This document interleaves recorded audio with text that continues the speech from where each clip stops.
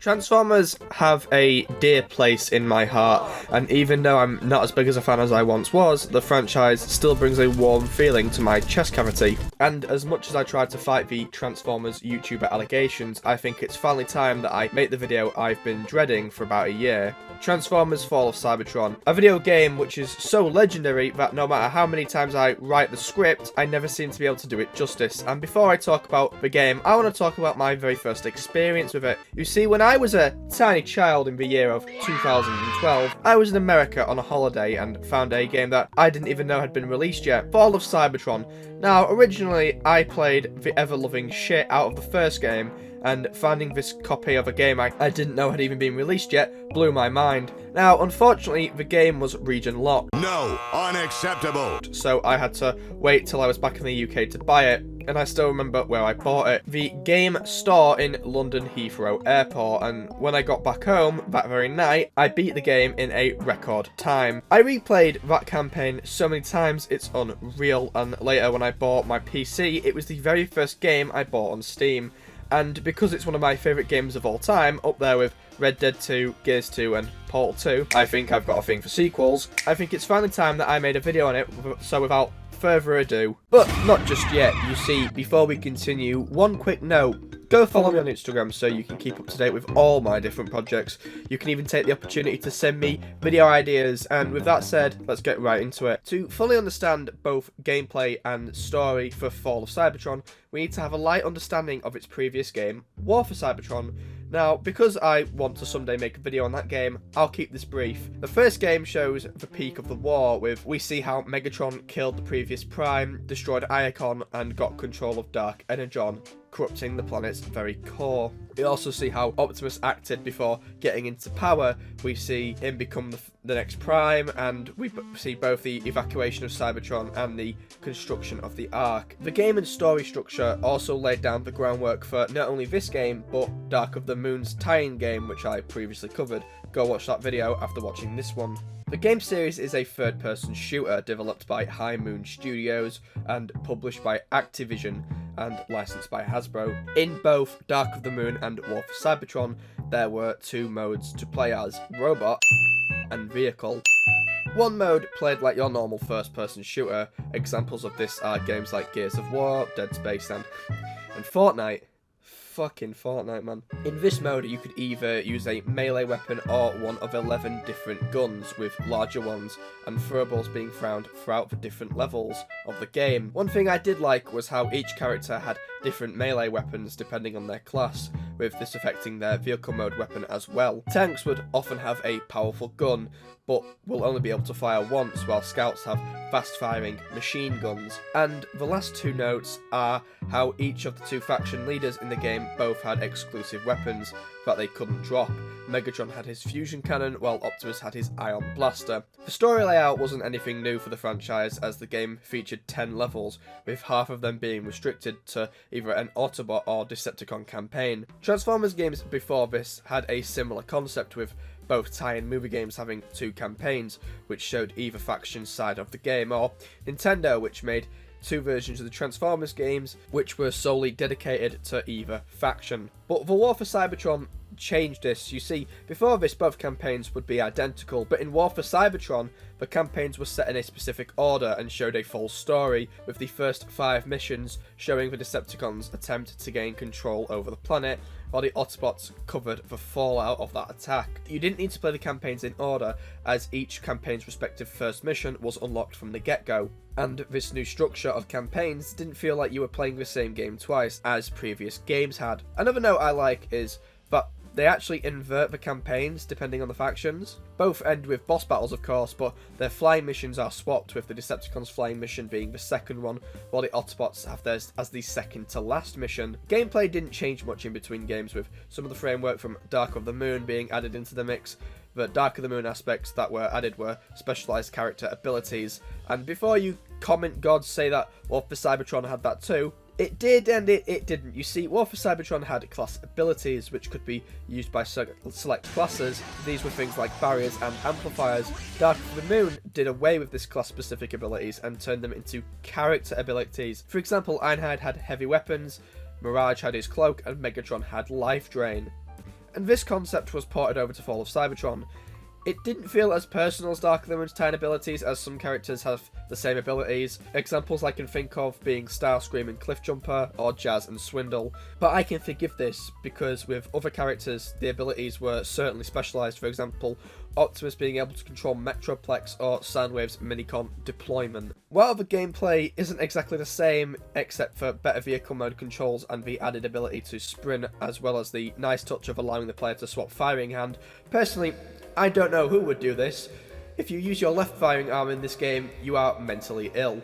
On the tier list for Arkham inmates, I'd have to say left-hand users are up there with people who invert their camera controls, and people who beat Gears of War 2 on insane mode twice back-to-back. The weapons and UI have also had a complete overhaul. Because you're playing as a robotic species with inbuilt weapon systems, both the weapons and UI are shown to be a part of the body. Unlike most shooter games where the ammo count is a watermark PNG, here, the UI acts more like an operating system HUD, with the screen looking like the POV of Cybertronians, with the health and ammo count having a digital layout, not to mention a quick appearance of what gun you're using. This is similar to games like Gears of War, but here it's styled to look like it's inside your Transformer. And the lower the health bar, the more glitchy the screen becomes, because remember, you're not a biological organism, you're a machine, and the more damaged a machine becomes, the worse it performs. As the screen glitches out, Cybertronian text appears showing how bad the systems are, and because the flashbangs won't do anything to Cybertronians, they actually use EMP grenades, which will cause your weapon systems to fail, meaning it's harder to aim. Weapons have had an upgrade as well. All guns from the first game have gone away, except for a few grenades, shields, and fusion cannons, which are no longer locked to Megatron, but instead a regular weapon. Because in Fall of Cybertron, you have two weapon classes: light and heavy. Light weapons are things like shotguns and machine guns, while heavy weapons are guns like rocket launchers and miniguns. And again, I love that in the High Moon Transformers games, most of the weapons are built into the Cybertronians. Even guns you'd think would be used as handhelds are attached to Transformers' limbs. You can even see where the weapon attaches to the arm when you find them.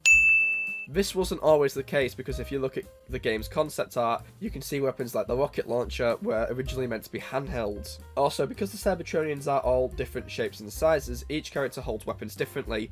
For example, Bumblebee is relatively small, so when he holds the rocket launcher, he physically hunches over to support the weight, while Optimus barely reacts to the shift in weight. Each character starts the level with a different weapon. Optimus has the Path Blaster, Megatron has the fusion cannon, and Swindle has an assault rifle. Jazz has a shotgun, and of course, this is because each character's levels are different.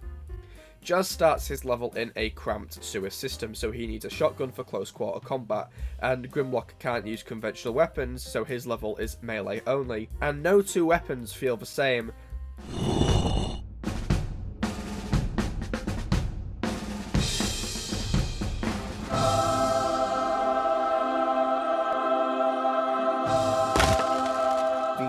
Assault rifle, which features two triple barrels, allowing for fast firing. The Path Blaster is a shotgun which shoots slugs, while the Scatter Blaster is a shotgun which fires shots, which could make any Fortnite streamer proud. The Nucleon Charge Rifle is your standard sniper rifle and is a vast improvement over both the Battle Pistol and Null Ray from War for Cybertron.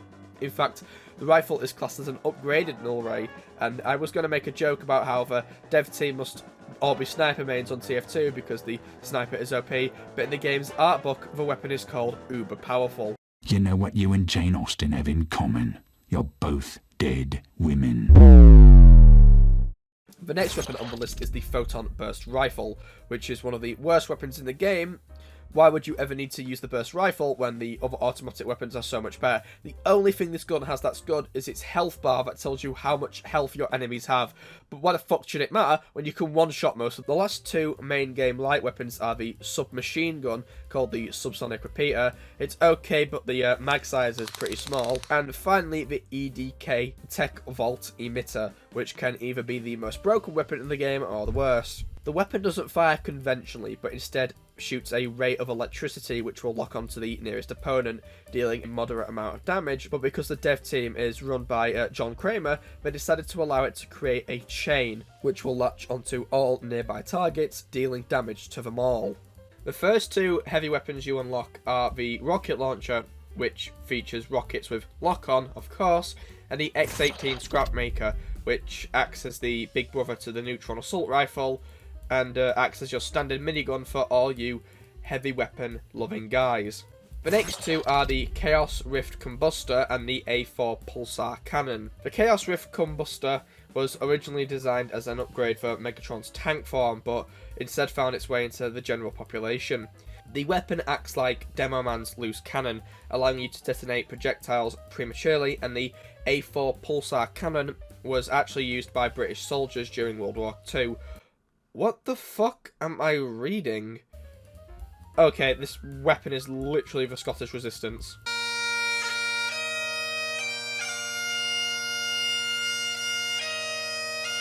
I promise this is the last TF2 reference in the entire video. The Gear Shredder is a crossbow that features two uses. You can either shoot a single shot, which will go through any enemy it finds, or charge up and fire 3 gears at once, which of course bounce off the walls. Another heavy weapon is the Energon Harvester, which does not deal as much damage as you would think, but instead gives the enemy lifesteal, which will transfer health from them to you. There are actually 2 other weapons in the game, but I don't use them, and the art book gives no information on them. Hello, Future Cyclops here to say that due to the unfortunate side effects of me having taken a frontal lobotomy, I forgot to talk about the Riot Cannon, so let me do that real quick. The Riot Cannon is what I would define as broken because not only can its base form one-shot most enemies, but when max upgraded, can pack enough firepower to recreate the works of Robert Oppenheimer. Also, there's upgrading in the game where you can spend in-game currencies to make your weapons more powerful. There's also a perk system, but I never use them. Some closing notes in the weapons department. The game has 2 DLC weapons and 2 post-game weapons. The post-game weapons are unlocked once you beat the main game, and features 1 heavy and 1 light, the Glass Gas Cannon and Electro Bolter. The Glass Gas Cannon is a reference to Cliffjumper in G1, who used the weapon quite often, and for some keen-eyed gamers out there, might have heard this Teletron Star voice line. You rust? Coming from somewhere. Grimlock News. Apologies, Cliffjumper. Glass gas is not available. This showing how often Cliffjumper tends to buy the weapon. Glass Gas is actually a decent reward as it creates a burst of electricity that, yes, does splash damage, and can easily clear a room full of Decepticons. The other reward is the Electro Bolter, which serves as a cruel punishment from the gods as it does literally nothing. The only use it has is to serve as target practice at the circus. But if spending 12 straight hours to unlock 2 guns isn't enough for you, spend some real life money to unlock the Slingshot, which is a gift from Primus himself as it fires a chain shot of electricity, which yes, also does splash damage. It can be used to hit multiple targets at once and will even vaporize anything it touches. You can actually find the weapon in the main game in Shockwave's lab, where he speaks about how the weapon is still in early development. Incompatible with Teletran.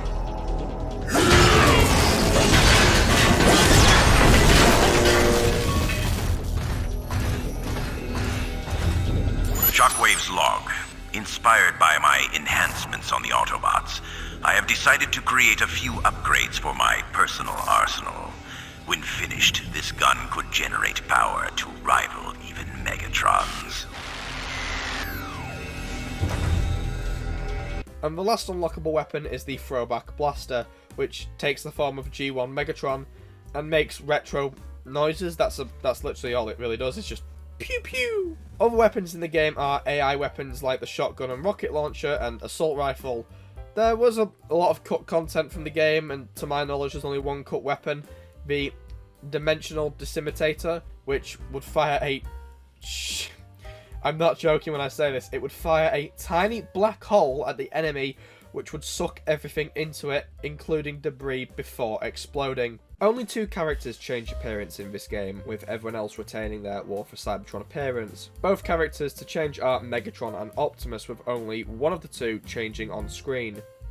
High Moon said that Optimus changed to resemble a more warrior-like appearance, probably to show that in this game he is actually a Prime, when in the first game he was only a Prime for like 2 missions. You can also buy DLC skins for the characters. You can purchase a Generation 1 Optimus skin that can be used in story mode, or a Generation 2 Bruticus skin that can be used for all of 20 seconds. The game featured a pretty good multiplayer which allowed you to create your own Cybertronian with custom parts, whether they be DLC or not. But the servers were taken down in 2020 and you can't play them anymore, and fuck off with yes you can if you mod the game, because YouTuber Commodity Cam managed to do it and has dedicated Discord servers that tell you what to do, because no matter what I do, I can't get it to work. So all I can do is pray to our Lord in heaven that some Reddit god tells me how to do it properly. Before talking about the main plot of the game, I'd like to do one quick note on the game's music, which is both extremely fucking good, and one might even say it goes extremely hard. Yeah, and yeah, I think that just about covers that.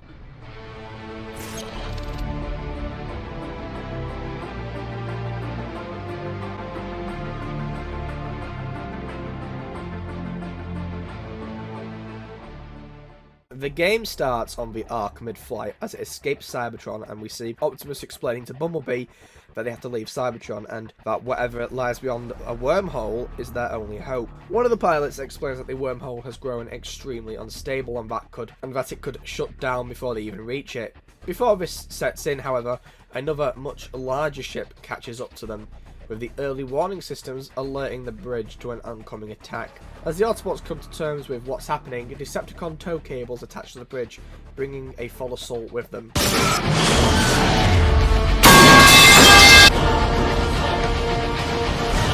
All hands to combat!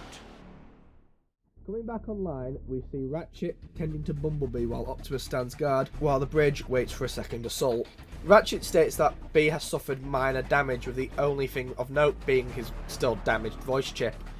This is a massive change, as even though he still has a mouth, he can't speak, even though in the last game he could, meaning the events of Tiger Packs happened in between games. The level serves as the game's tutorial, with there being no collectibles or Teletrans store. Defending the bridge, Megatron calls in and gives a big fuck you to the Ark, effectively saying my KD ratio is bigger than yours. Optimus goes to defend the engine deck, which the Decepticons seem to be targeting, leaving Bumblebee to defend the bridge, but this doesn't last long because Ratchet learns that the Ark's gun controls have been compromised. With the defense systems, Optimus won't even be able to stand a chance against Megatron. And unfortunately, Ratchet can't contact the defense control crew, so he sends Bumblebee to bring them back online. He gives him a molecular fuse to bring the left back online, and B heads out. Immediately after leaving the bridge, we can see the damage that's been done to the Ark, with corridors already losing their integrity, and we see that they simply aren't blowing the ship up, but literally tearing it apart. Lift is just ahead. We've got to get out of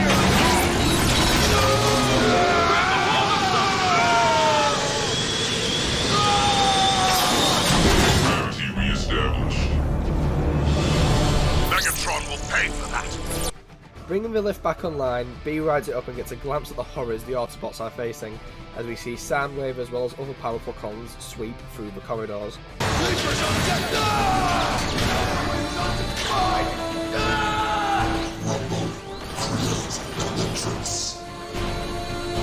Bumblebee, you're almost to the defense tower. Hurry, Optimus is losing ground. Moving to the control room, Bumblebee finds one lone Autobot defending the room, which we clear out. Put him down! Put him down! Hold the line! The defense mainframe is just through that door! Easy now. Your pulse rifle could melt that whole panel. Think you can rush him from there? B rushes the terminal and brings the weapon back online.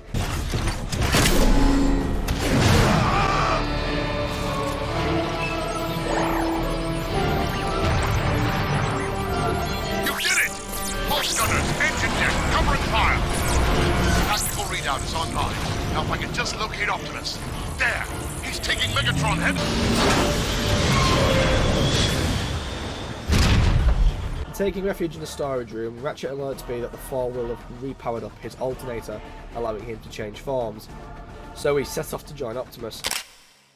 Leaving the room, Bumblebee is faced with the worst thing he could come across, a Decepticon combiner.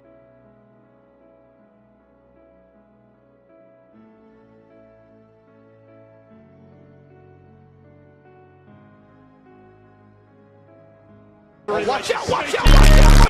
Now, for those who don't know, in the universe of Transformers, some characters have the power to combine with one another to form a new powerful combiner.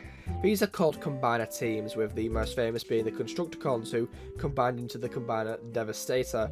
The original cartoon featured many combiners on both sides of the war, but none were as deadly as the combiner Bruticus, a character so destructive that both factions had to team up to destroy him. When B leaves the storage room, he comes face to face with Bruticus, who is currently ripping the Ark apart. Driving past him, B moves past debris and manages to make his way to an Autobot safe zone.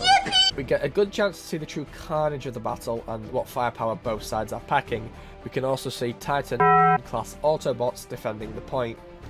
Going inside the armory, we can see casualties of the battle, and to be honest, this is just really fucking sad. I mean, think about it, these Autobots are the last ones that could have, well, left the planet alive. Optimus even says they don't know how many made it past Trypticon's blockade. Leader of the Autobots, we do not know how many of our brothers escaped Megatron's blockade. I can only be certain of this. Just one transport remains. If any even did. And the fact that these guys survived eons of war, made it to the home stretch of freedom, and just died on the last attack, it's actually quite sad. Everyone in the room is either dead or dying, and B collects one last weapon as he fights his way to Optimus. Reaching the engine deck, we see crashed transports, dead bodies, and sections of engine which have flown off. Moving to Optimus, B can't see him due to the smoke of a crashed transport. I can't see anything, but my scanners say Optimus should be right on top of you.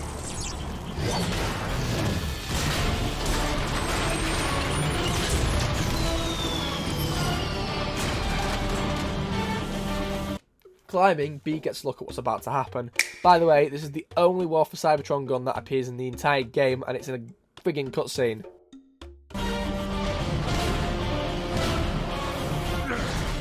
This ought to do the job. Even if you destroy the Megatron, others will rise to defeat your tyranny. Then I'll just have to destroy you all. Bumblebee.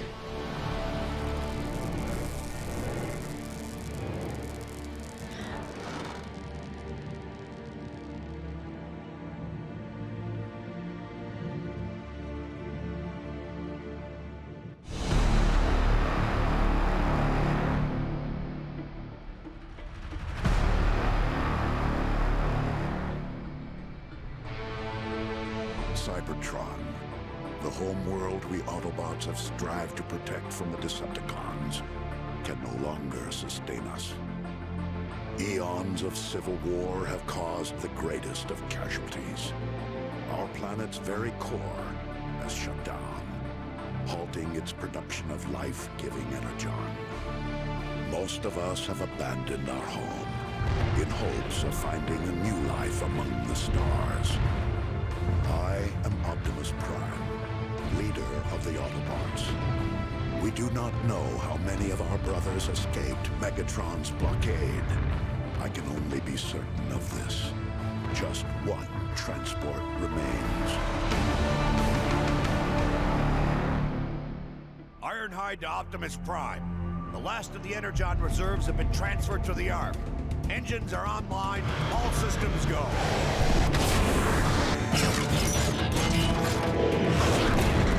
Nice work, Ironhide. Perceptor, how goes the city shutdown procedures? Nearly finished, Optimus. My team will have all systems powered off and archived by the time we launch. Good. I'll send the boarding call out momentarily. But first... Optimus, Decepticons have broken through sectors 9 through 12. That was Grimlock's post. More Decepticon squadrons approaching from the north and west.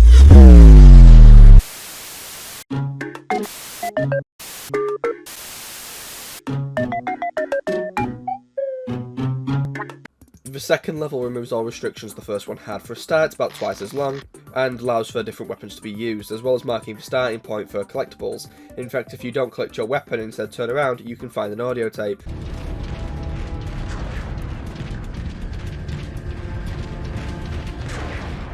General evacuation? I thought I'd heard it all. Optimus expects us to turn tail and retreat. Not happening. If I turn my tail, it'll be to wave of Decepticons with it. Collecting your weapon, Optimus attempts to radio Grimlock, who doesn't answer. By the way, if you want to know what Grimlock was doing during this, there's a comic available that explains where he was. The Decepticons are using warp cannons to attack the Ark, so Optimus heads back to base. Entering the base, Optimus moves past security and enters the loading bay. Optimus, we tried our best. Without Grimlock, Megatron rolled right over us. Easy, soldier. Thank you, Bumblebee. The damage to this Autobot is grave, but his wounds are worrying, from the fact that Optimus can't get a hold of Grimlock, and now a survivor saying that Grimlock simply wasn't at his post tells us he just up and left. Again, there's a comic explaining Grimlock's side of the story, but the first half of the game acts as a detective's story as you retrace his steps. You have two different options here: follow the objective marker and help Ratchet, or take your time and explore. Sure, troops will scream at you that Ratchet needs your help, but fuck that, I need content. If you decide to look around, you get a good look at the base and its current condition, and you'll notice it's nowhere near being classed as good. The power keeps fluctuating between off and on. We see soldiers trying to repair systems, medical tables are covered with damaged or dying bots. Entering the two connecting rooms, Optimus finds loads of stasis pods, the exact same ones that B retrieves the rocket launcher from in the last chapter. In this room, you can assist an Autobot with placing his colleague in a stasis pod. We see the Autobot is badly damaged and can hardly keep himself together. The Autobot begs not to be put into stasis, but Optimus doesn't listen and simply explains that he cannot spare the Energon. Once they have left Cybertron and the planet can support life again, the Ark shall return and they shall free him. Optimus, please, take me with you. You'll be safer here until we can return. Don't do this. I can still fight. Optimus! He's in stasis. Till all are one, my friend.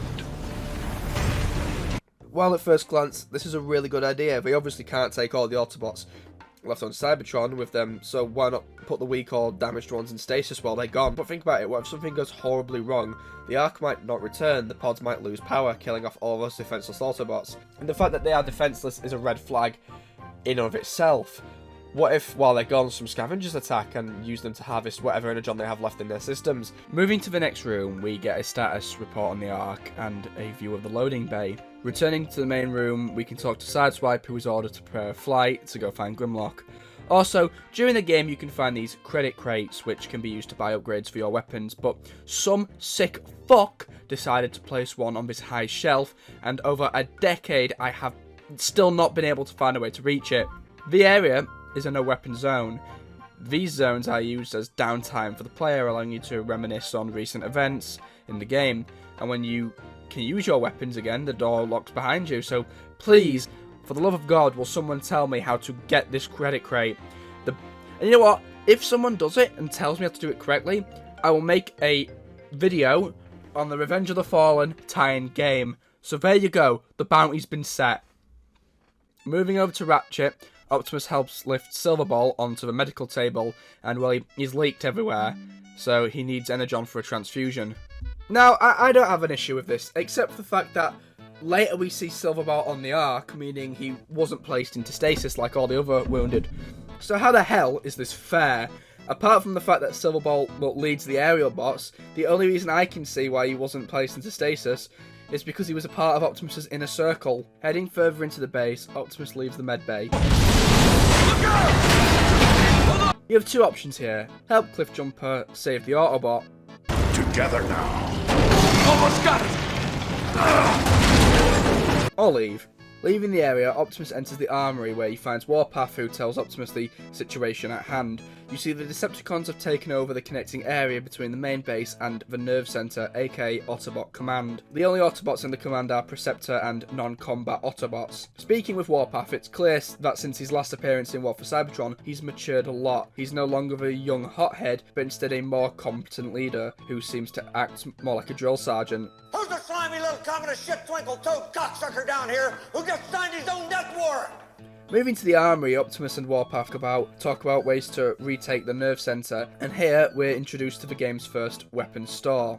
So without further ado, I would like to introduce you to the first Teletran store. As I previously mentioned, in the game, audio logs are scattered around and are used to fill in the gaps between the previous game and now, with them explaining enemies, weapons, or, well, the Teletran store. Autobots.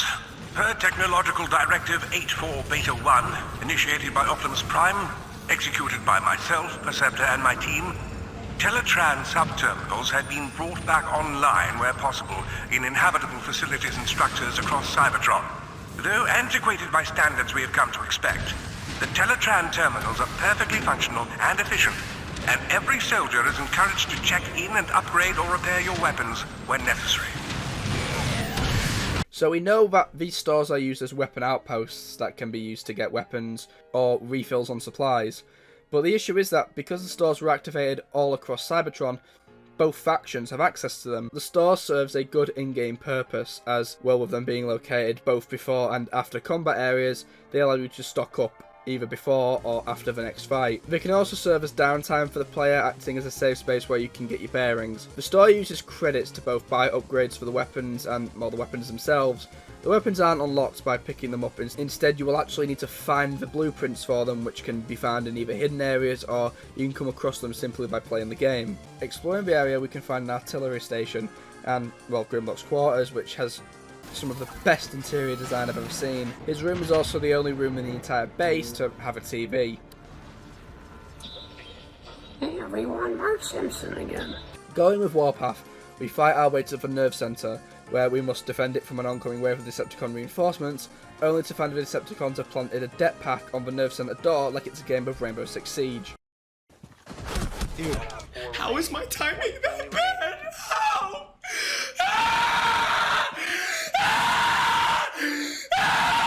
Heading inside, Optimus meets Perceptor, who explains that due to the attack, he's had to bring all the systems he's just deactivated back online. This quick start doesn't seem to agree with the base very well, however. Running again.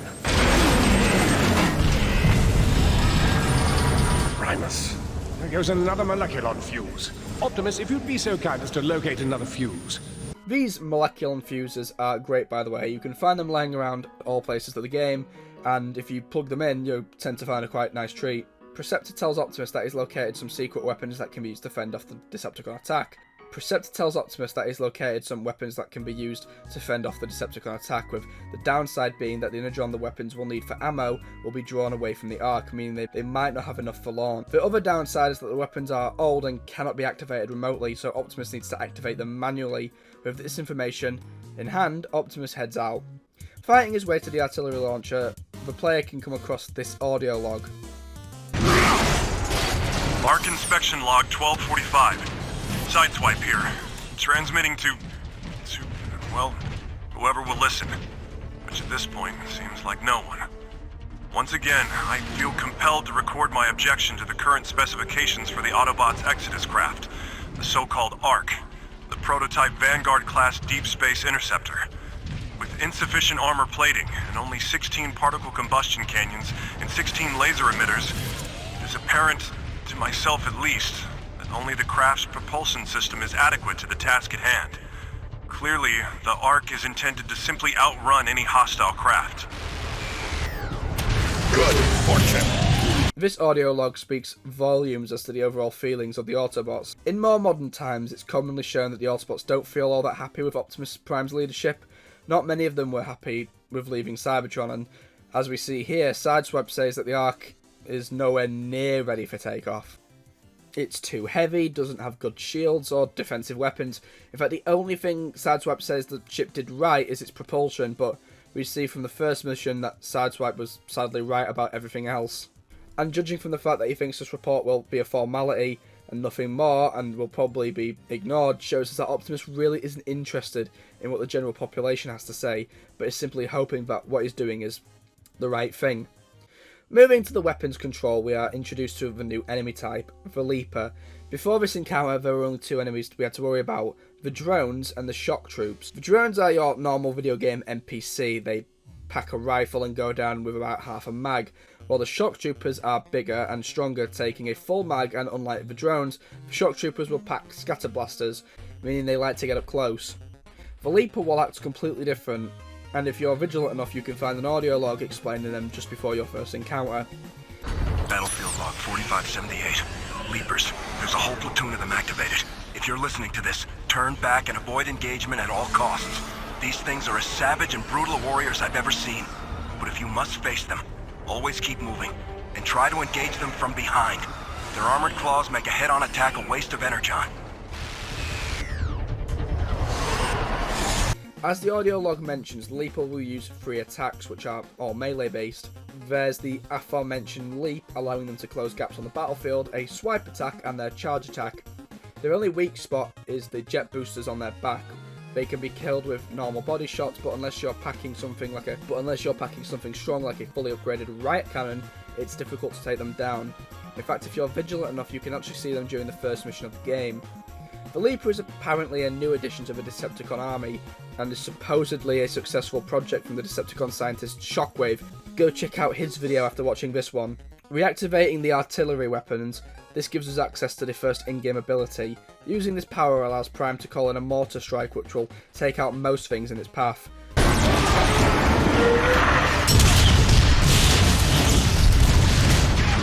With the mortar back online, Prime radios into Perceptor, who tells Optimus he's discovered another weapon that he can bring back online, the Neutron Gun. Moving back to the Ark's assembly line, Optimus tries to open a direct connection to the gun, but due to a lack of power, it puts a quick stop to that. The power is out. The schematic shows an access panel nearby. You should be able to force it open. Taking a different route to the gun, Optimus finds the very building he's in is shifting, changing, doors lock and unlock as if they were guiding him somewhere he needs to be. Not even Perceptor can understand what's going on. What makes this stranger is that Optimus is spat out inside an Autobot outpost which is currently being attacked by Starscream. Anybody! If anyone can hear me, Starscream is... Ah! If anyone can hear me, feel free to listen in as I execute your friends. Starscream. The aftermath of this attack is horrific and really shows us how brutal the Decepticons are. It even shows us that a snivelling coward like Starscream can still be a horrific monster. Moving past the ambush, Optimus finds the gun controls. Unfortunately for him, the Decepticons have them locked down. Moving ahead, we can see a transmission from Megatron. One quick note, Megatron is using his War for Cybertron body, but in Chapter 1 he used the body that features in the game's trailers, minus his arm cannon. You get 2 options here, nuke the Decepticon or simply jump in. There isn't much difference except for Megatron's response. Fighting your way to the gun controls, Optimus is able to reactivate them, and we get a phone call from Ironhide. Optimus! This is Ironhide! My team and I are pinned down at the Ark's fueling station. Patience, Ironhide. These systems have been offline for thousands. We don't need the details. Just tell us how to fix it. Ironhide's right, Perceptor. We don't have much time. Yes, keep moving, Optimus. You should see the manual controls shortly. Moving to the gun, Optimus holds off the assault until he runs out of ammo, but when he goes to get more energy... Optimus! My readings just spiked. What happened? The door's shut on its own. Moving into areas unknown, Optimus follows a strange light and enters a room, which when interacted with, begins to reformat. Optimus states that the presence within the building and the source of the light seem to belong to a higher power. I'd like to add that it's in this moment Optimus discovers God and the game turns into a 3D version of Faith.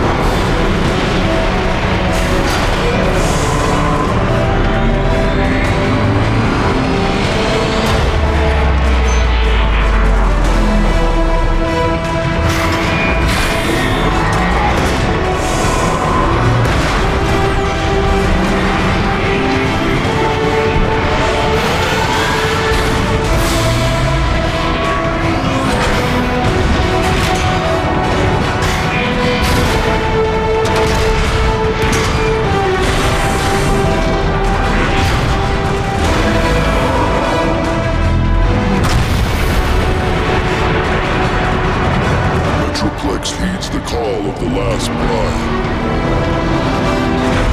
Optimus, what just happened? Easy, Perceptor. He's one of us. Awaiting your orders. Metroplex, you must destroy the Decepticon warp cannons on the outskirts of the city. It turns out this entire time Optimus has been reactivating the Titan Metroplex, who, fun fact, you can actually see at the start of the chapter, where you can see city mode here and later his chest cavity, which is used as the Autobot city's back entrance.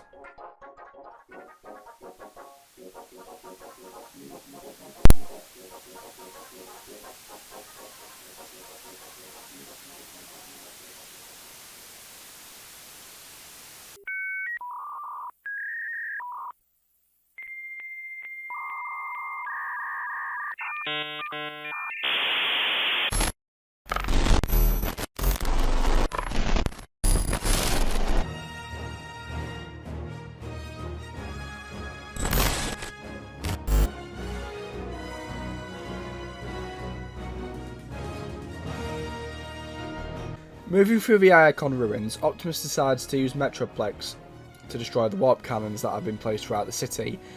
Moving through the ruins, Prime sees how easily it is for Metroplex to destroy the oncoming Decepticons. Reaching the first warp cannon, Optimus is told that in order for Metroplex to destroy the cannon, he needs to be connected to Prime's targeting systems. This is both accurate and, completely annoying. Bending off a horde of cons, Prime eventually resyncs to Metroplex and orders in the hit.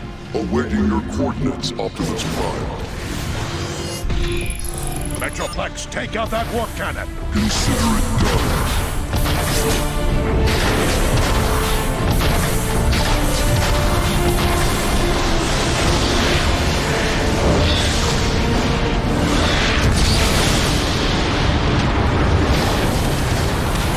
Leaving the area, Optimus moves through the Icon ruins and comes across a smaller war crime. Did you miss it? Justice.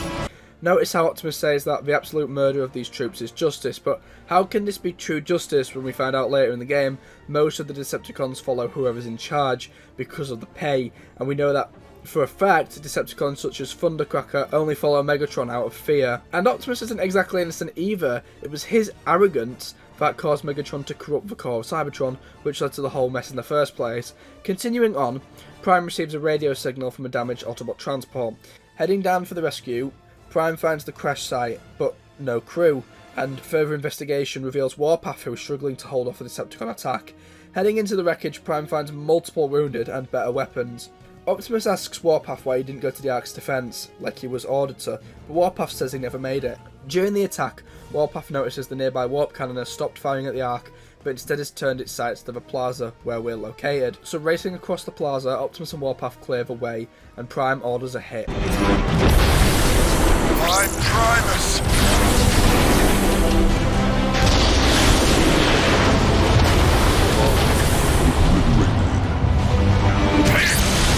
Where'd you find this guy? Ecstatic at this small victory, Warpath nearly races ahead, and we see that the childish bot we saw in the War for Cybertron still lives somewhere within this bot, showing us this war hasn't driven it from him just yet. Now, after a long fight, it's around time we got a weapon change. Starscream, we've got Optimus cornered! Unfortunate. Thanks for the assist, Metroplex. You are most welcome. I love this little jump scare. It's a trick, and it's a trick not used enough in video games. It uses the illusion of a safe space by placing something the player associates with a safe zone ahead of them before quickly stripping it away. Moving to the last warp cannon, we get an easy to miss Soundwave Easter egg.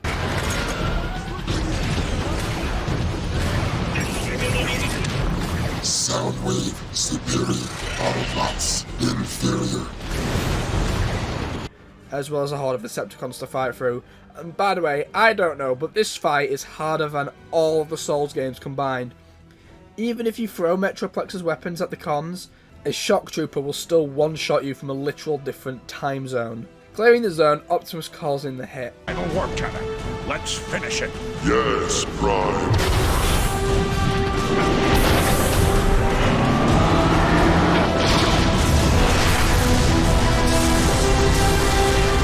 Metroplex, no!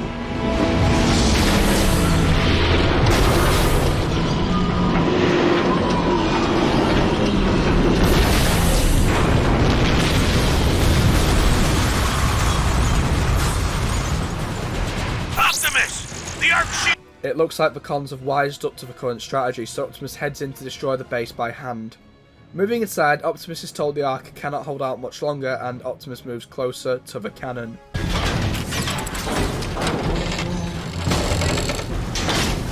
Surprise!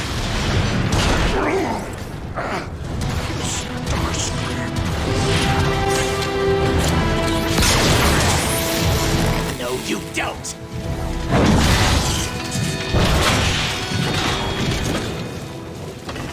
Lights out! Optimus, do you read me?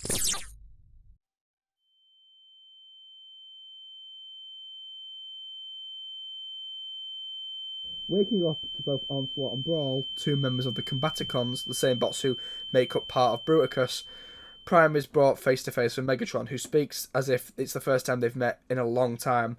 It probably is. Prime and Megatron aren't normal Cybertronians. They're both commanders who probably rarely go onto the battlefield. In fact, the pair never actually come face to face in the first game, only ever speaking 2 times, with those occasions both being over the phone. All of this is your doing! Optimus! Megatron, stop! I'll stop when all of you are dead! No! This is needless. All we want is to leave. Charge up the warp cannon! Wipe their precious Ark off the face of Cybertron! Yes, sir! No one leaves without my permission! I wasn't asking. Always defiant to the end, aren't you, Prime? At every turn, you have thwarted my efforts to save this planet, to return it to its former glory. No more! This day it all ends, Prime! Once and for all! Megatron, look out! Stop running, you fool! Stand and fight!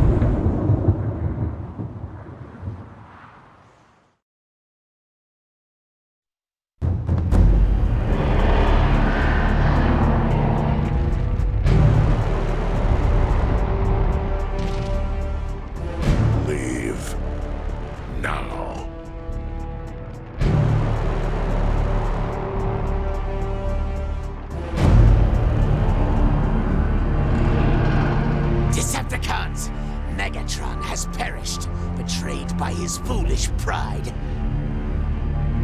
I, Starscream, am your leader now.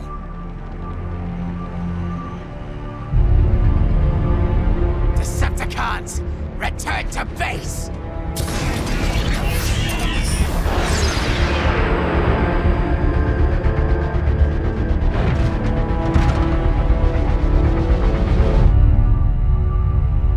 Now that's a sight my optics have longed to see for some time. Enjoy the moment. It may cost us our future. No. You mean all the energon we saved for the Ark is gone? There's barely enough left to last a megacycle. We need to find more energon, and quickly. I have a hunch Grimlock may know where to start. Grimlock? He deserted us. He left his post for a reason. I want to know why. Jazz and Cliffjumper are tracking him now.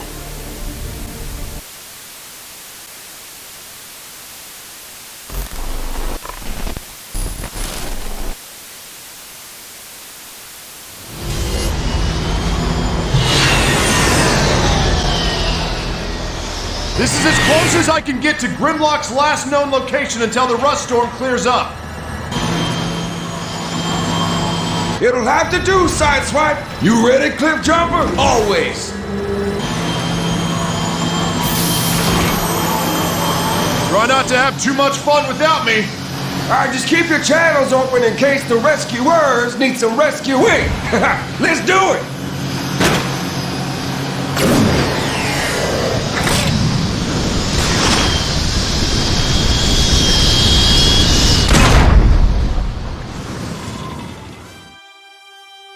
Chapter 4 has us take control of Cliffjumper as you search through the Sea of Rust for Grimlock, with this chapter acting as both a detective and stealth level as you both sneak through the waste facility and retrace Grimlock's steps. He plays the exact same as Bumblebee, even sharing the same model, except Cliffjumper has both a scanner and a cloak ability. The level features both vents and predator sections, not as advanced as games like Arkham Asylum, but you still need to have some pretty good hiding skills. Also, at one point, the Sea of Rust was meant to be an actual sea of, well, rust, with the concept art featuring mechanics that resemble something out of the 1986 movie. Moving with Jazz through the sea, we find Grimlock's stolen ship, which has crashed. Thinking Grimlock may have survived, Cliff and Jazz move further into the facility, where Cliff finds out a large Autobot group had come across the facility and been wiped out. Field recon transmission. I've reached the reservoir in question and sampled the liquid substance thought to be corrupted energon. In fact, initial tests are conclusive only in the negative sense. Substance in question is not dark energon. Repeat, it is not dark energon. All I can conclude at this point is that the substance appears to be some kind of byproduct created in the refinement of energon. To what end Decepticons are refining energon in this locale is undetermined. Inside, Cliffjumper finds a separate faction of Decepticons who don't seem to follow the command of their former leader Megatron, or, well, current leader Starscream. Instead, they seem to follow Shockwave's leadership, with most of them having a different colour scheme to the main ranks. Cliffjumper discovers that the facility is processing waste given off by, well, processing energon, which baffles Cliff and Jazz because, as far as they know, all the energon reserves have been claimed or drained. In fact, Optimus was pretty sure the Decepticons only attacked the Ark for its supply of energon. But if the cons have a waste facility still in use, perhaps the Autobots can use it to replenish the now depleted energon the Ark needs. Cliffjumper follows Grimlock's signal further into the facility and comes across a new type of Decepticon, the Sentry. The Sentry has two modes, Investigate and Battle, with a third unused mode being called Patrol, being shown in the game's art book.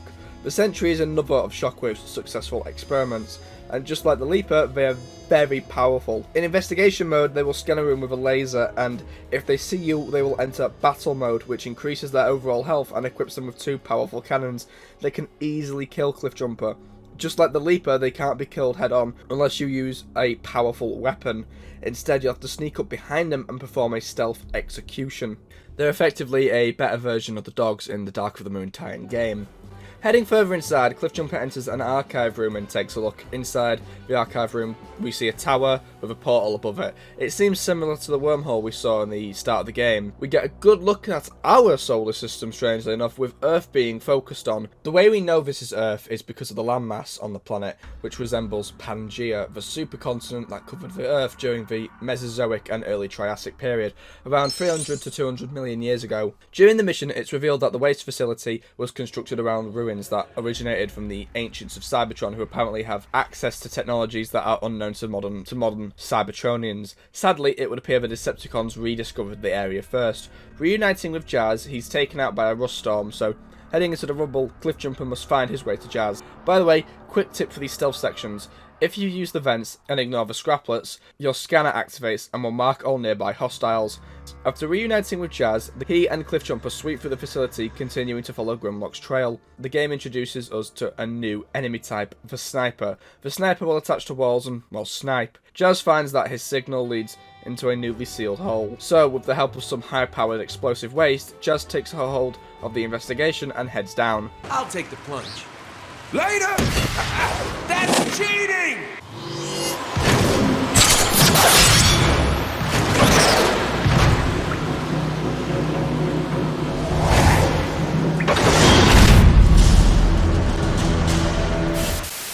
Falling into the sewer system, Jazz uses his ability, the grappling hook, and starts the level with the scatter blaster shotgun.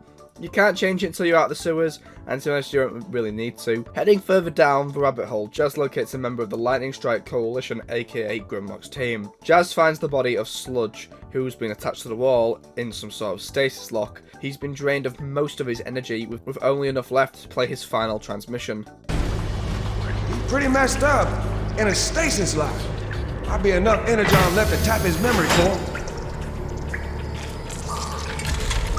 Bingo!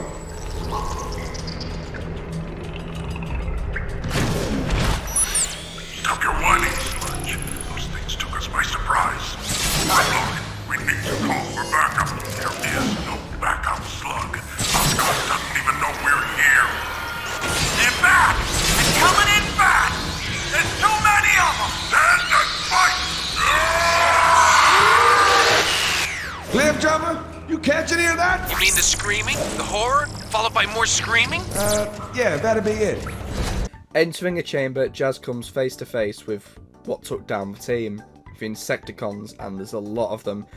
The Insecticons don't operate like normal enemies. While normal troops will try to find cover, the Insecticons will scatter around, swarming you in an attempt to overwhelm. You will also have to fight the Wasps from Shadows of Evil. You bear the mark. During Jazz's escape, he accidentally blows the gas main, which, well...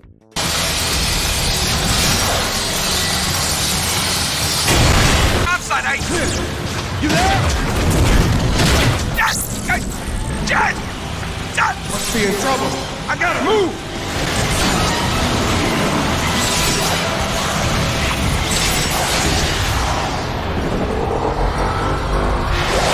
Here!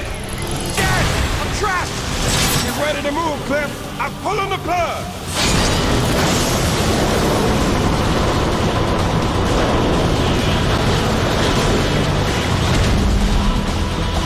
That was close, Jazz. What now? The stress signal is gone. I'm picking up that previous energy signal.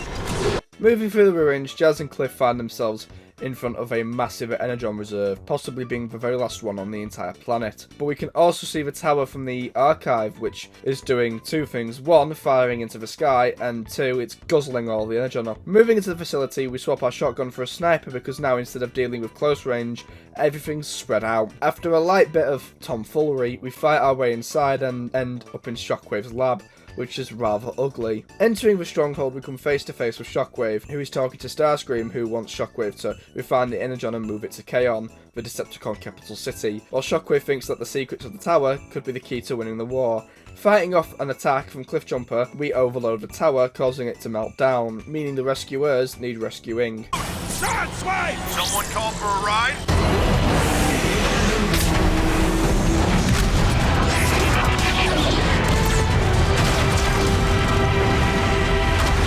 Sideswipe, get us out of here.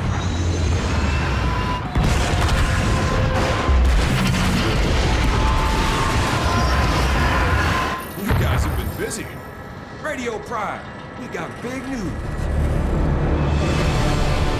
An entire reservoir of pure energon? By the looks of it, there's enough here to power the Ark and get us off Cybertron. Jazz, mark your position. I'm sending in reinforcements. But how will we bring all that energon here? They got Walking City carrying back. No. Our friend Metroplex must stay and protect the Ark. Let's use an old refinery transport. That's what they're built for. Those beasts got some energon like there's no tomorrow. There is no tomorrow if we don't get that energon. Besides, it's got the firepower we'll need to repel a Decepticon attack. Make it happen.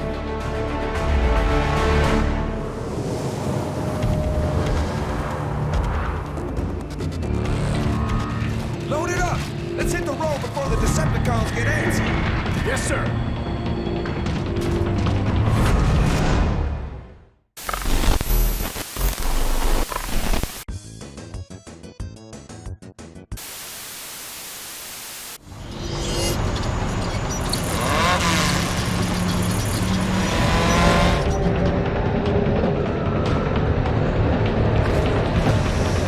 There it is! The Autobot transport carting away my energon! Don't you mean our energon, Starscream? Oh, of course, Onslaught. Our energon. That idiot's Shockwave allowed the Autobots to steal every last drop. Luckily, I have devised a plan to steal it back. You mean we? Very well, Onslaught. You explain the plan. Combaticons, listen up! We need to divert the transport off the main road and into a sky ambush led by Starscream. We will accomplish this by destroying the bridge in this sector. Swindle, I want you to patrol the area to deal with any Autobot scouts who would give us away. You bet. Blast off, Vortex! You'll need to clear a shortcut through this canyon to the bridge. Sounds simple enough. Brawl will follow an interruption and blast the supports to bring the bridge down. I like blasting stuff. Once the transport changes course, we will join Starscream's ambush and reclaim what's ours. Remember, we have limited time and energon to pull this off. Make it happen. Yes, make it happen, Combaticons. Well, I'm inspired. Let's hit it, Vortex. After you, Blastoff.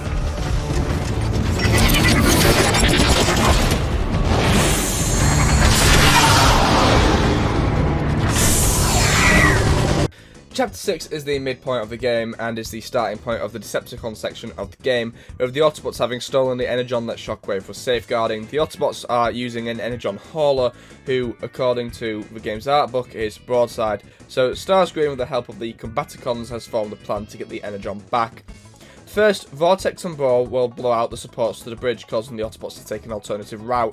Then, Swindle will destroy the vehicle's wheels, preventing it from moving. Then the Decepticons will pick off the remaining troops, who has two alternative modes, a Stealth Force helicopter and a jet mode, with his ability being able to create shockwaves that can easily knock enemies back.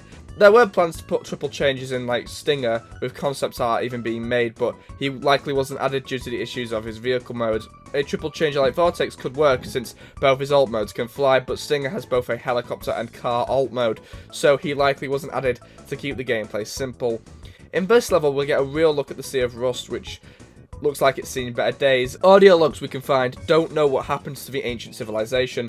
Only time and oxidation have ravaged the local area, causing the secrets to disappear alongside its inhabitants. We can also find an audio log where we can hear an Autobot question Optimus Prime's leadership, but this time it isn't Sideswipe, it's actually Preceptor. Even before energon became so scarce, these ridiculously designed transport tankers devoured just about as much energon as they carried. I question the use of them to transport what energon remains from the lake. Now set grouping orders are orders.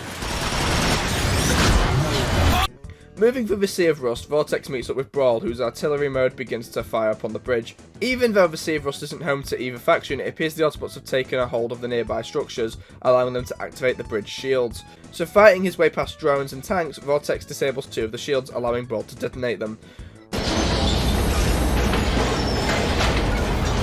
Second shield is disabled. Let's bring this bridge down. Incoming!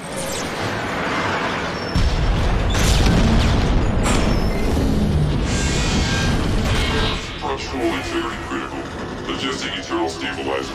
Center support holding maximum load. But the last one of the controls is within the bridge itself, so fighting our way inside, Vortex comes face to face with an Autobot Titan, not to be mistaken with Metroplex. The Titan is massive with a large health pool and features not only a X-12 scrap maker, but healing drones, as, well, that just wouldn't be bad enough.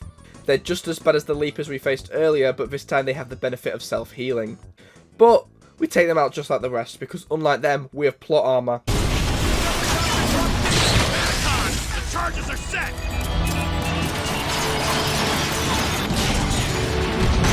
About time, Vortex. Get out of there, Vortex, or you're going down with the bridge.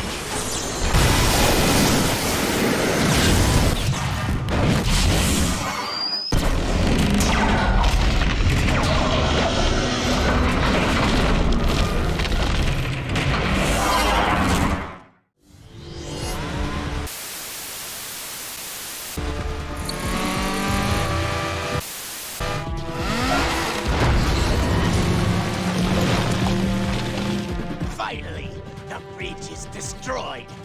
Decepticons, the time to attack is now! Wait, what? Starscream! Blast off hide their defenses! The transport's guns will shred you to bits! I have no patience for your cowardice, Onslaught! Decepticons, it is time to reclaim the energon that is rightfully ours! Attack! Attack!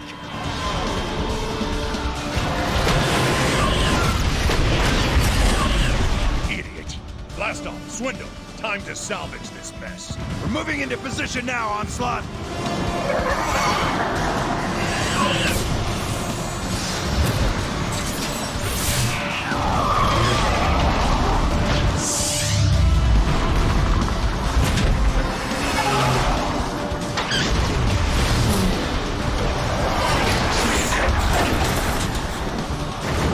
Chapter 7 puts our boots back on the ground as Swindle in this level, as we spend most of our time in vehicle mode. Swindle's level is unique as he's the only character in the game to have a passive ability. While in vehicle mode, Swindle's top cannon will be going to auto-fire at any nearby Autobots as long as you're not firing yourself. Stage 2 of the plan is in motion, meaning we'll need to take out the Hauler's motor systems.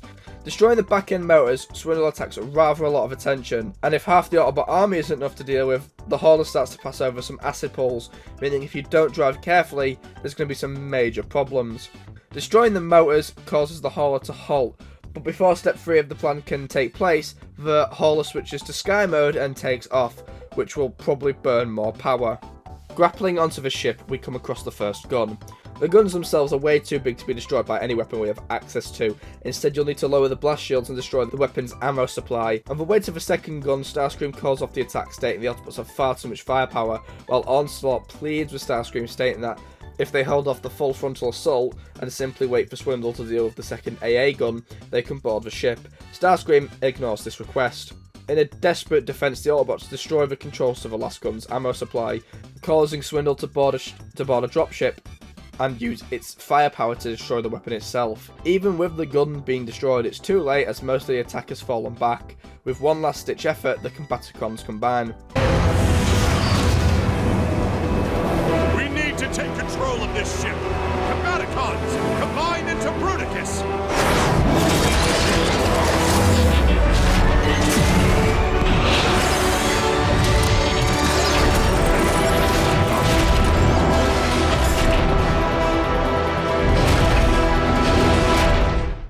Now playing as Bruticus, the game gives you access to a power trip. Now you have access to 1000 hit points as well as overshield. You move through the ship, smashing and burning everything in your path, and if that wasn't enough, you can use Vortex's blades as a shield.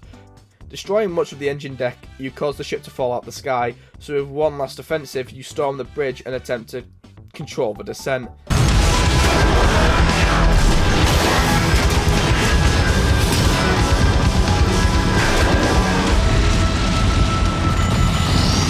Combaticons! I told you to abort!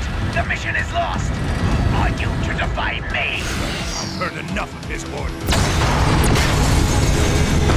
We're going down! Blast off! Grab hold of the flight controls! Engines are shot, Onslaught! Best we can manage is a controlled crash! Then manage it!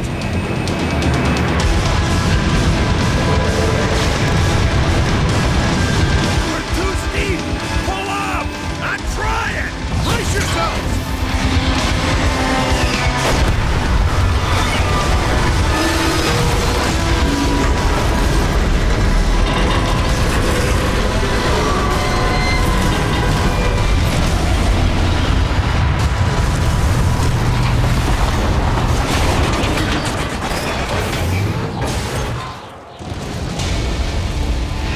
Congratulations, Onslaught.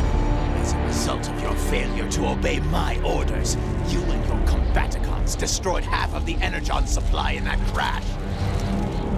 Kidding, Starscream? The Autobots would have taken it all. My team salvaged an operation that you screwed up from the get-go! No one addresses the leader of the Decepticons in such a manner. Arrest them!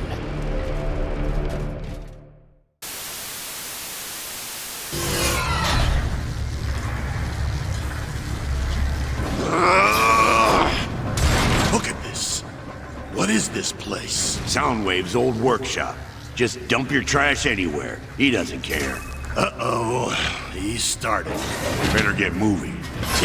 I'm in no hurry to please Starscream. So far, his leadership has been a complete disaster.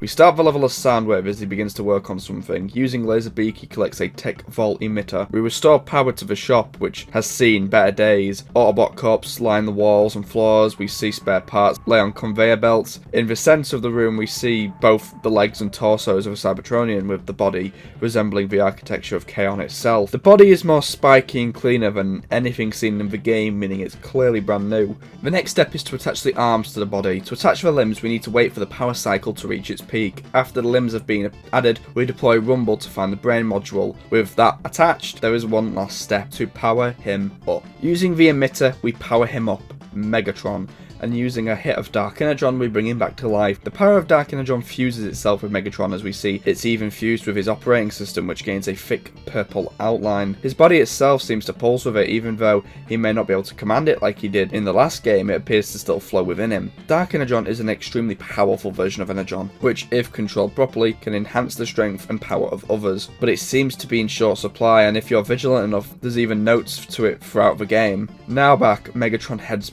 to take back his throne, moving through the prison cells along his way. The question I have is, why would the Decepticons still take captives? Surely it's a drain on the remaining energon supply. But then I got to thinking, and then suddenly it clicked. They're cannibalizing the Autobots. We know that Soundwave used Autobot parts to bring Megatron back to life and improve his body, but we also know that Megatron used to reprogram Autobots into becoming Decepticons, and, well, it's clear to me now that they're draining the Autobot sparks as a source of energon in these trying times. So instead, perhaps these aren't simply POWs, but instead a source of both troops and power.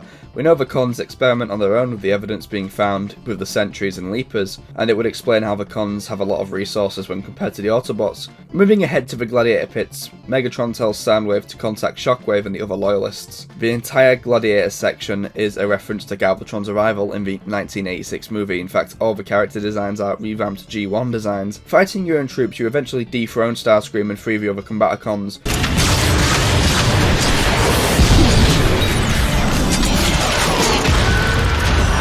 Cowards! Is there no one left who would challenge this pretender to the throne? By Starscream, your mockery of a reign is over! You will pay for this, Megatron!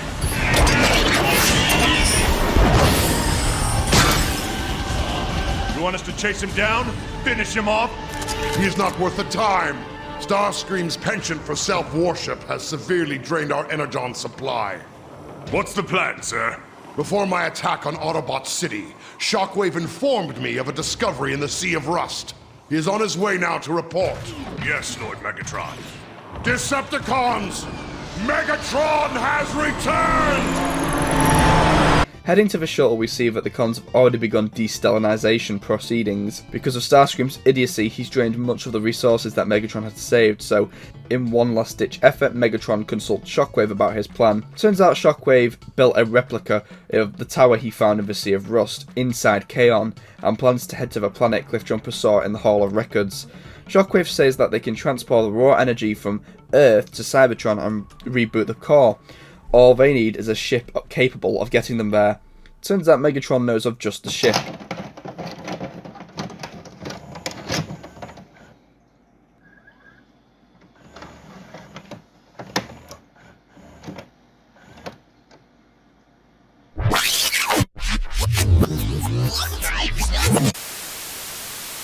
In the first game, Optimus Prime retrieves the Matrix of Leadership and deactivates the core of Cybertron so it can reboot.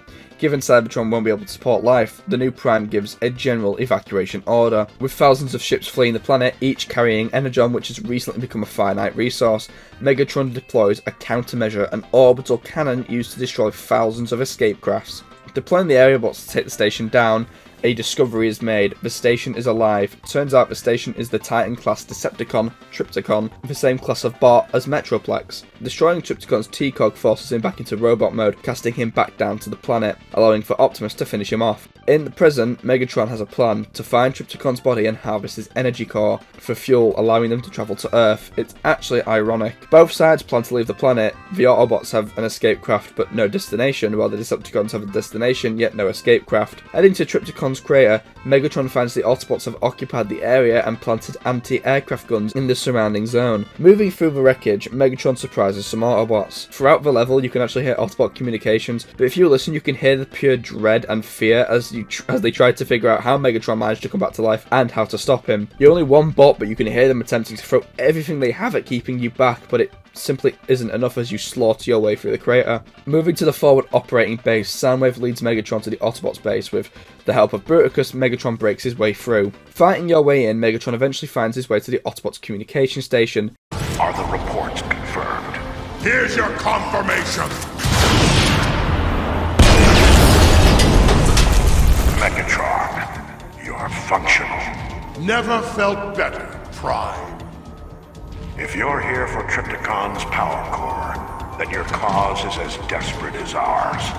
End your aggression. We can work together. Your pathetic ideals have turned Cybertron into the barren wasteland it has become. You are the cause. I am the solution. You deserve no less than the oblivion I will bring to you. Goodbye, Prime. Megatron, wait! Think about Megatron's words here. You're the problem, I'm the solution. Remember, he did offer Optimus the chance to leave in the first game, but in his stubbornness, Optimus deactivated the core for reboot. Heading into the facility, Megatron makes a genuinely disturbing discovery. Trypticon, torn apart, hooked up like a power plant. Listening to audio logs, we learn that Optimus personally overlooked Trypticon being torn apart and has reduced him to nothing more than a battery, with even Megatron being surprised at Optimus's darker side. Freeing Trypticon, Megatron eventually brings Soundwave in to start repairs in one of the most annoying battles in the game. Report! Trypticon remains in deep stasis. Power core at 63% integrity. Catalytic overdrive generator is severely damaged. Estimated repair time. No, there will be no repairs.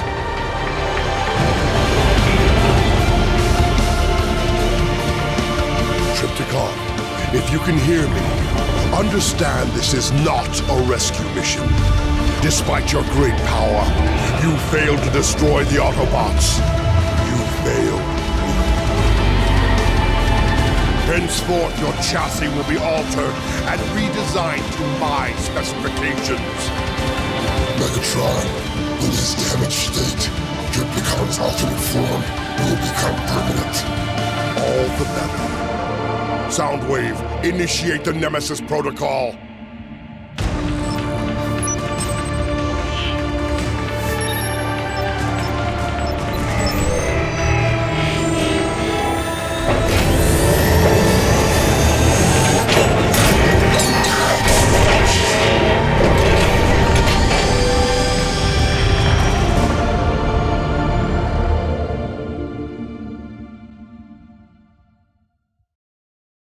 Chapter 11 starts very differently from the previous levels. You start as a Decepticon drone in Kaon's science labs.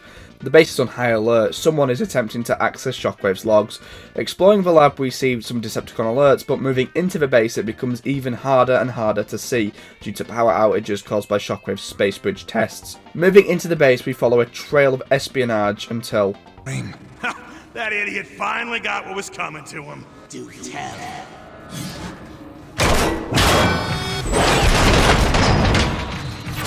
Whoa!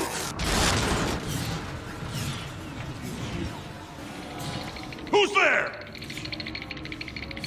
He was my best friend! He would have made partner next week. Doing this. Starscream? Hey! What are you doing here? I hear this is where all the idiots hang out. Hey, you look angry! We were just joking around!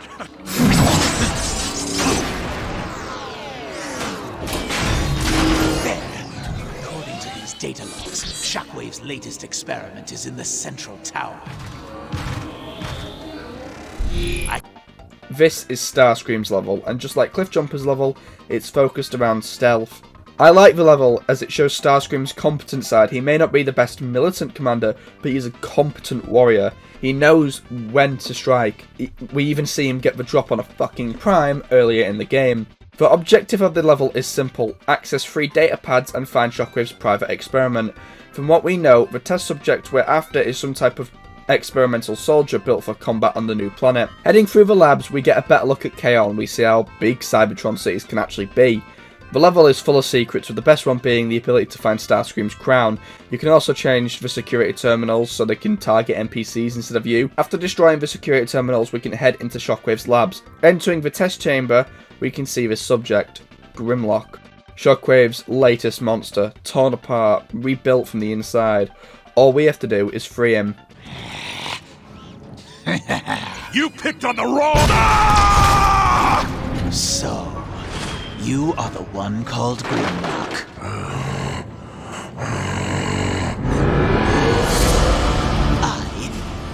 Starscream, I know what Shockwave has done to you and your team.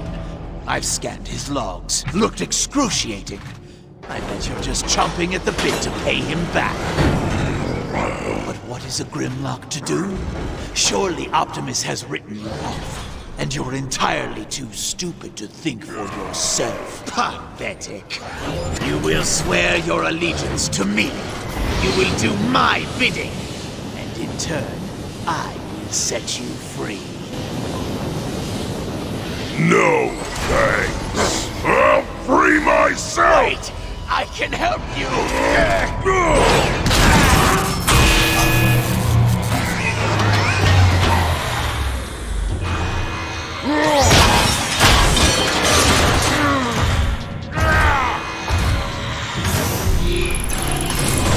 Grimlock plays completely different from other Cybertronians. He's massive with around 500 total hit points. He's actually what happens to you if you put all your points into strength on Fallout 4. He can tear doors down, slash enemies and pick up enemies, as well as throwing them, as well as blocking with his shield. Grimlock plays like a slightly weaker version of Bruticus, but he has the added ability to execute his enemies for health, a feature For Honor would shamelessly steal a few years later. Moving through Shockwave's lab, we come across Swoop, who, once freed, states he knows where to find Slug. During our time in the lab, we can see many different things, audio logs that explain what creatures Shockwave chose to improve and why he chose them.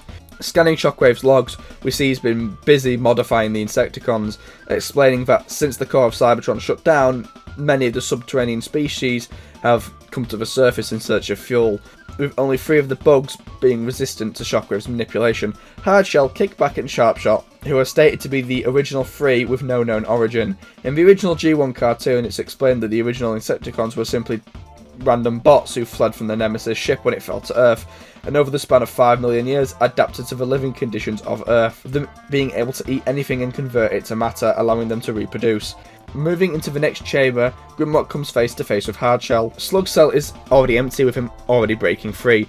Moving through the Insecticon hive, we get a look at how weak the connection between the cons and bugs really is, as we see them attacking each other, as the bugs have probably become scared due to the lack of power. Continuing our search, Grimlock is contacted by Shockwave, who states it's strange how, unlike his teammates, he is unable to change forms. So he sends Kickback to teach Grimlock how. Entering the arena, Kickback taunts Grimlock with his past failures and unleashes Shockwave's modified Bruiser class Insecticon, which causes Grimlock to become overwhelmed. Tear you apart, just like we did in the Sea of Rust.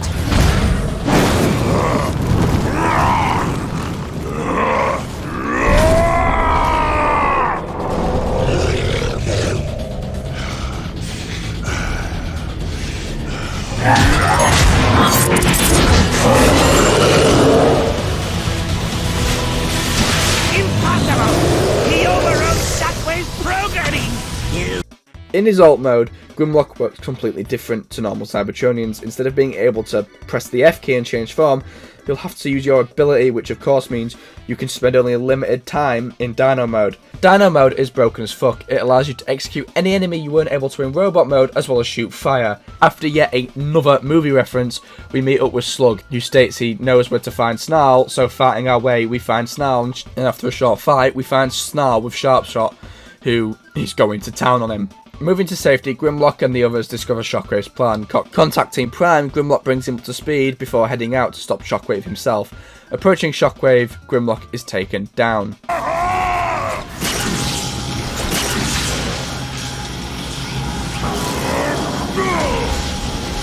You didn't think I'd build something so powerful such as you and not have a way to control it. Now, sit there like a good pet while I finish my work. Megatron, I have successfully opened a bridge to the target world. The portal is stable and ready for you. Excellent, Shockwave. Triptychon's conversion into the Nemesis spaceship is now complete. We will be launching for the portal shortly. I want you to stay behind to manage things on this end. As you wish, Megatron. Shockwave out. No one controls Grimlock! Impossible.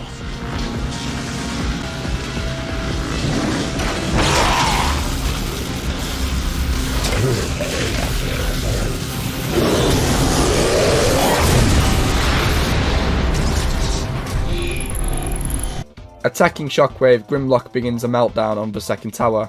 Insert joke here. Don't bother trying to escape. No matter how far you run, no matter how hard you try, Grimlock's fate is always the same.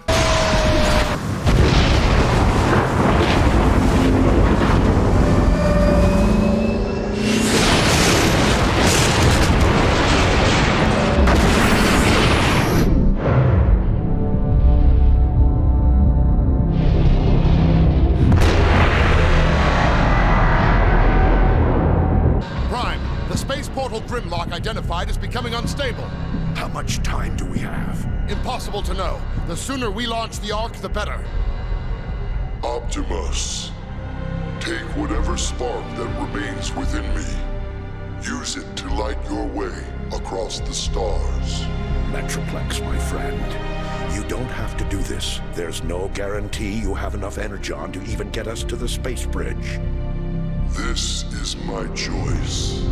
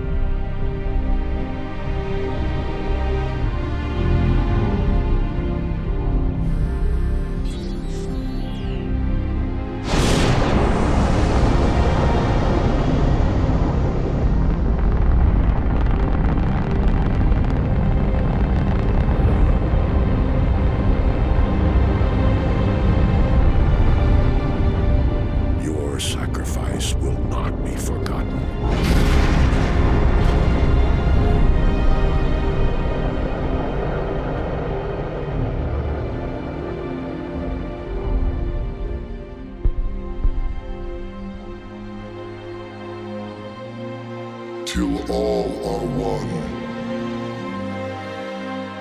And here, we are back where it started. Except this time we see it from a different perspective. We start the level as Soundwave and we get a warning that Teletron's store is shutting down, most likely due to how far the ships are getting from Cybertron.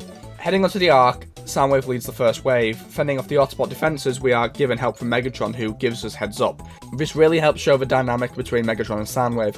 Soundwave follows Megatron religiously, even bringing him back from the dead. But Soundwave is the closest thing Megatron has to a friend, and he's not going to let his friend get caught off guard. Breaking through the Ark's defences, Soundwave takes out the defence grid's ammo supply, probably explaining why Bumblebee had to reboot it, or it could simply be before all that. I have no idea. Switching perspectives, we take flight as Jetfire, who takes the lead in destroying the Decepticons' tow cables. After the task is complete, the Ark is a little more safe. Don't worry about any more Decepticons crashing.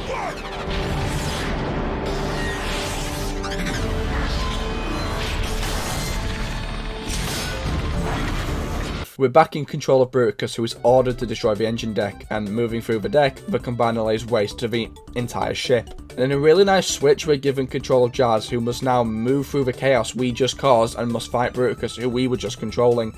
It creates a real sense of fear as we must now fight the power we just had. We know how devastating Bruticus can be, and having the attacks we just had access to being used against us is amazing.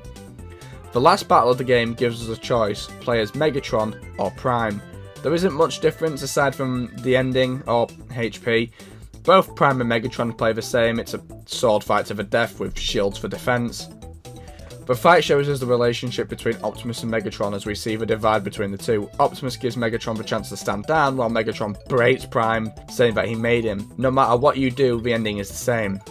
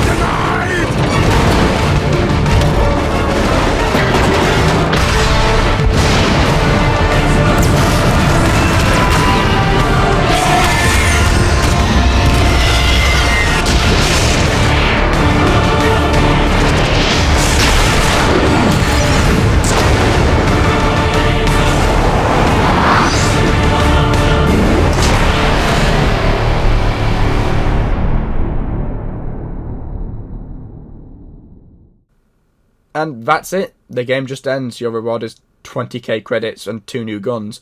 You also get a kick-ass song. Honestly, the game is amazing with so many hidden details. It's amazing how much love and care was put into the game. It's honestly a shame how Activision would go on to butcher the franchise. And if you're still watching, thank you. Not many would have made it to the end of a video like this, and I'm proud that the Subway Surfer TikToks have not yet rotted your brain completely. I have no idea what my next video is going to be. It might be a Gears of War video, some Nautica video, or even a Dead Space video. Please, if you can, go play the game. It's amazing. I would like to see how the story ends in the sequel, but Rise of the Darkspark fucking sucks. And with that statement out of the way, as always, till next time.